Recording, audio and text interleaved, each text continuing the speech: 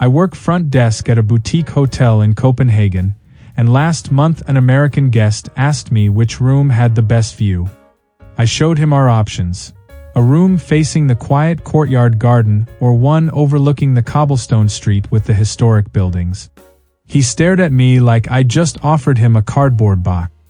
"Where's the penthouse suite?" he asked. I explained we don't have one. We're a converted 1840s townhouse with 4 floors and no elevator. He pulled out his phone and started reading our website out loud, pointing at the word luxury. Luxury means penthouse. That's what luxury means. I stayed at a Marriott in Dallas with a penthouse. I told him our luxury is in the original wooden beams and the handmade furniture. He asked if I understood what luxury meant in America. I told him we were in Denmark. He asked if Danish hotels have different standards because Europe is older. He then requested to speak to the owner about installing an elevator and adding a rooftop floor. I am the owner. He asked how much it would cost to buy the building next door and combine them. The building next door is a protected heritage site from 1823. He's currently in the courtyard room, writing a TripAdvisor review about our limited American amenities. Last week, a guest asked why we don't have a gym. I pointed to the bicycle parking. She asked where the Peloton bikes were. We have actual bikes, 4 outside. And that was just Tuesday. I'm a teacher at a high school in Stockholm, and we had an American exchange student join our class last spring. On his first day, I asked students to introduce themselves. The Swedish kids said their names, maybe mentioned a hobby. Standard stuff. The American stood up and delivered what I can only describe as a keynote speech. He listed his GPA, his position as captain of 2 sports teams, his volunteer work, the AP classes he was taking, his SAT score, and his plans to attend an Ivy League school. He spoke for 4 minutes. When he finished, there was complete silence. One Swedish girl raised her hand and asked, "But what do you like to do?" He looked confused and repeated his sports teams. She said, "No, I mean for fun. What makes you happy?" He said winning made him happy. Another student asked if he ever just hung out with friends without competing. He said his friends were his teammates, and they competed together. That's when I realized he thought he was supposed to impress us. In Sweden, talking about your achievements like that makes people uncomfortable. It's called jantelligen, the idea that you're not better than anyone else. I pulled him aside after class and gently explained that Swedish students don't really do that. He said, "But how will people know I'm good at things?" I told him people would figure it out by watching him, not by him announcing it. He looked genuinely distressed. "That could take weeks," he said. He then asked if there was a school newsletter where he could publish his accomplishment. "We don't have one." He asked if he could start one. By week 3, he'd stopped mentioning his achievements, but he seemed confused why no one was congratulating him for his grades. A Swedish student tried to explain, "We assume everyone is doing their best. You don't get extra praise for it." He said that sounded depressing. The Swedish kid said it sounded peaceful. I run a small architecture firm in Rotterdam, and we brought on an American consultant for a project last year. First meeting, he handed out business cards that listed 6 different titles, 3 certifications, and the phrase award-winning designer. My Dutch colleagues looked at the cards like they were restaurant menus in a foreign language. One of them asked what the awards were for. The American launched into a story about a regional design competition in Ohio. My colleague said, "Oh, regional," and moved on. The American seemed to expect more reaction. Later, during the project discussion, he kept prefacing his ideas with phrases like, "in my expert opinion," and "based on my years of experience." My team just presented ideas without preamble. After the meeting, the American asked me privately if the team respected him. I said of course they did. He said they didn't seem impressed by his credentials. I explained that in the Netherlands we have a saying, Domar jiwun, dan doji el gek genoeg, which means act normal. That's crazy enough. Talking about how great you are is considered more strange than impressive. He asked how people know who the experts are. I said people prove it through their work, not their introductions. He looked troubled. But I worked hard for those credentials, he said. I told him we assumed he had. That's why we hired him. He asked if he should remove the awards from his business card. I said that was up to him, but most Dutch business cards just have a name and contact info. He asked what people talk about if not their achievements. I said we talk about the work itself, or cycling, or how the government is mismanaging something. He printed new cards the next week. Just his name. He said it felt like going to a party naked. I work at a university in Oslo, and an American graduate student joined our department last semester. During her first research presentation, she spent the first 10 minutes explaining her academic background, her previous publications, and why her research approach was superior to existing methods. The Norwegian professors sat quietly, taking note. When she finished, one professor simply asked about her methodology. She seemed thrown off by the lack of praise for her introduction. After the meeting, she asked me if her presentation was okay. I said the content was fine. She said the professors seemed unimpressed. I explained that Norwegian professors don't really do effusive praise. We value the work, not the self-promotion. She said in America you have to sell yourself or people assume you're not confident in your research. I told her in Norway, overselling yourself makes people think you're compensating for weak research. She looked shocked. So I hurt my credibility by explaining my qualifications? I said probably a little. She asked what she should have done. I said just present the research and let it speak for itself. She said that felt too passive. I told her confidence in Norway is quiet. It's in the quality of your work, not the volume of your self-description. She asked how people get recognition. I said through peer respect, which builds slowly. She said that sounded exhausting. I said it sounded sustainable. She's adapting now, but she told me she feels like she's dimming her light when she actually thinks she's just turning off the spotlight. I'm a taxi driver in Berlin, and last month I picked up an American couple from Tegel Airport. Before we even left the curb, the guy asked me how I was doing. I said fine. He asked if I was sure. I said yes. He said I didn't sound enthusiastic. I told him I was fine, just neutral. He said in America, people say they're doing great even if they're not.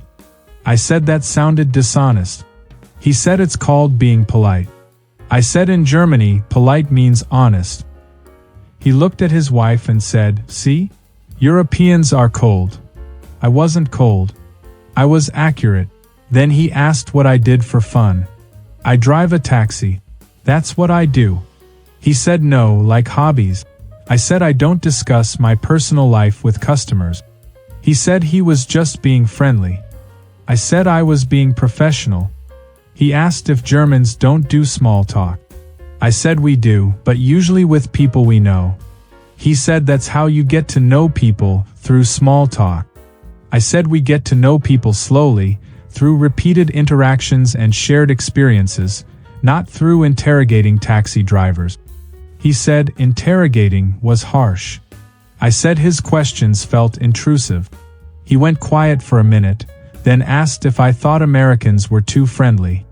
I said no, just friendly with strangers in a way that feels performative. He said it's not performative, it's genuine interest. I said if it was genuine, he'd remember my answer. He admitted he probably wouldn't. We rode in silence for a while. Then he asked if the silence was awkward. I said no. He said it felt awkward to him. I said that was an American problem. He tipped me extra at the end and said I was interesting. I said okay. I work at a cafe in Amsterdam, and American tourists always want to chat while I make their coffee. A woman last week asked where I was from while I was pulling her espresso shot. I said Amsterdam. She said, no, but like where are you really from? I'm Dutch Indonesian. I was born 3 blocks from here. I told her that. She said she was just curious because I looked exotic. I said I looked Dutch. She said she didn't mean to offend me. I said then she shouldn't ask strangers about their ethnicity while ordering coffee. She said in America, people bond over their background. I said in the Netherlands, we bond over shared annoyance at personal questions. She laughed like I was joking. I wasn't joking. Then she asked what my heritage was. She said she was just making conversation. I said she was just being nosy. She said Europeans are so sensitive. I said Americans are so intrusive. She asked if I always get defensive like this.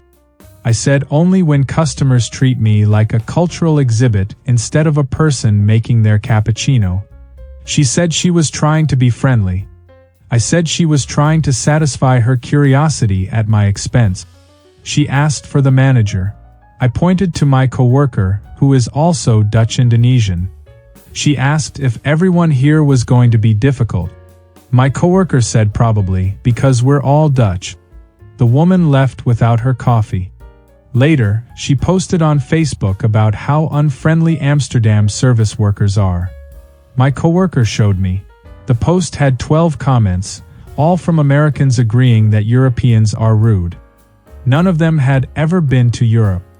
I'm a librarian in Helsinki, and an American researcher came in last month looking for archives.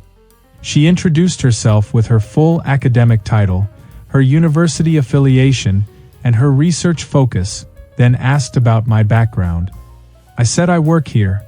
She laughed and said, no, I mean, tell me about yourself. I said there's nothing to tell. I'm a librarian. She said everyone has a story. I said my story is that I help people find documents.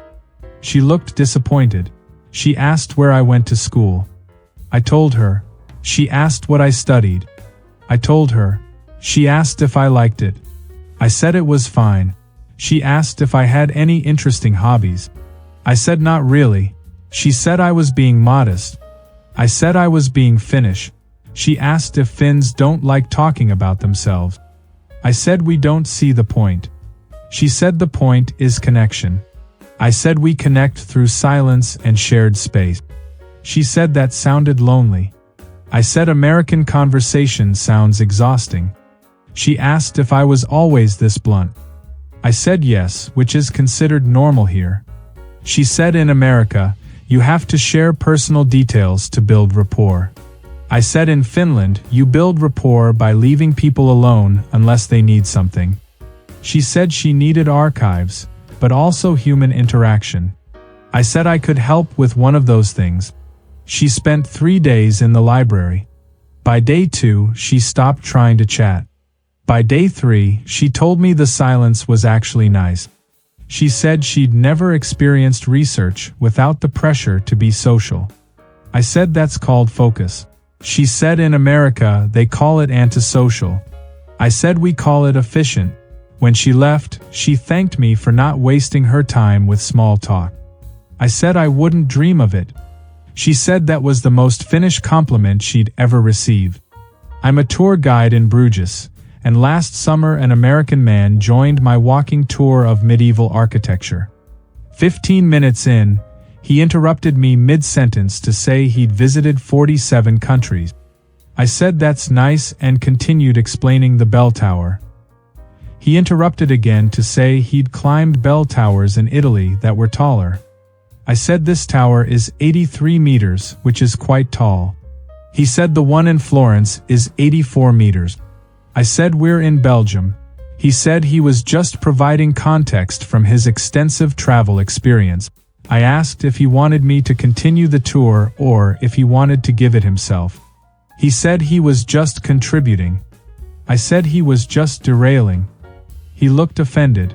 He said in America, tour guides appreciate engaged tourists.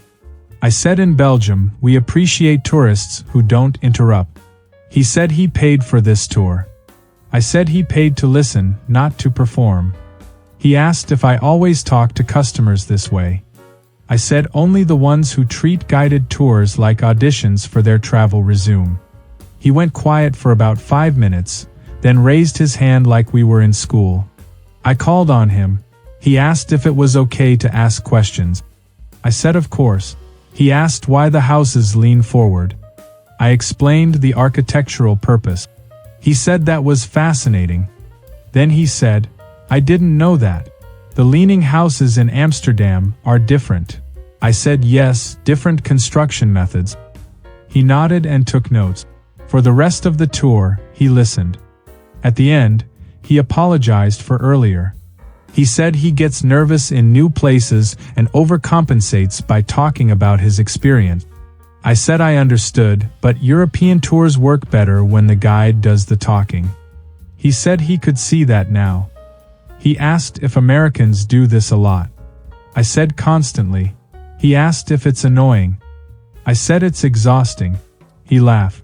Then he asked for a restaurant recommendation without mentioning any restaurants he'd been to in other countries. I appreciated that. I sent him to a place with no English menu. He said that sounded perfect. Maybe he learned something after all. Here's what I've realized working with tourists for 6 years. Americans aren't trying to be obnoxious when they list their achievements or fill silence with chatter. They're doing what they learned works in America. But Europe runs on different social code. We value modesty, directness, and letting your work speak for itself. We find comfort in silence and consider personal questions intrusive. Americans mistake our quietness for coldness and our honesty for rudeness. We mistake their friendliness for performance and their confidence for arrogance. Neither culture is wrong. We're just incompatible in the most awkward ways possible. And somewhere right now, an American is introducing themselves to a Scandinavian with a 5-minute speech about their credentials, while the Scandinavian dies inside and wonders if this conversation will ever end.